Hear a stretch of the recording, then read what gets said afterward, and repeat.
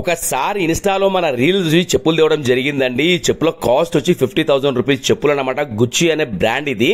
ఎందుకంటే ఈ చెప్పుకు లోపల ఏమైపోయింది అంటే ప్రాబ్లం మీరు చూస్తున్నారు కదా, లెదర్ అనేది మొత్తం అంటే ఇది కట్ అయిపోతుంది అన్నమాట. కాళ్ళకి చెమట ఎక్కువ స్వెట్ రావడం వల్ల దానికి ఏమైపోతుంది అంటే స్వెట్ రావడం వల్ల అక్కడ చూడండి మీరు మొత్తం రింకల్స్ వచ్చినాయి మొత్తం లెదర్ కి. ఇదిగోండి అబ్జర్వ్ చేయండి మీరు ఒకసారి, మొత్తం రింకల్స్ వచ్చి పగిలిపోయింది అనమాట.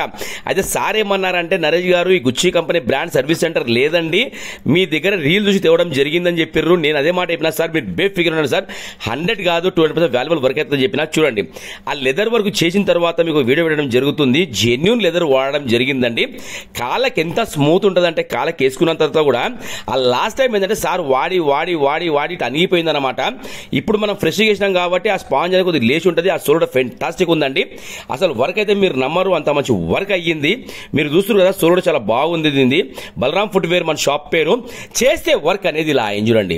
అసలు వర్క్ చెప్తున్నారు కదా, 100 కాదండి 200% వాల్యుబుల్ వర్క్ అయ్యింది. వాడింది కూడా 100% జెన్యూన్ లెదర్.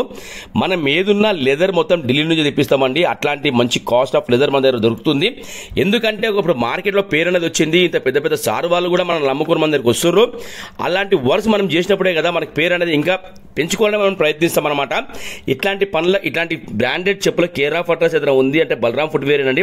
ఇదే పదే చెప్పడానికి రీజన్ ఏంటంటే, మనం ఏదున్నా సరే హార్ట్ఫుల్ గా వర్క్ చేస్తామండి.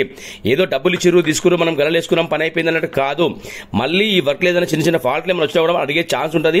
అలా ఇంకోసారి ఫాల్ట్ రావద్దు అన్నట్టుగానే మనం అంతా హీట్ ప్రెసింగ్ చేయడం జరుగుతుంది. ఇంకోటి చెప్పులకి మనం ఏం చేసినామంటే కింద సైడ్ కూడా ఒక కుట్టు కనిపించకుండా స్టిచింగ్ వర్క్ చేయడం జరిగిందండి. అసలు ఒక దారం కూడా మీకు కనిపించదు, కింద కనిపిస్తుంది చూడండి. ఈ ముందు మీకు కనబడుతుంది కదా, ఈ 2 చెప్పులకు కూడా ఎదిగోండి మొత్తం నా సైడ్ కుట్టడం జరిగిందండి.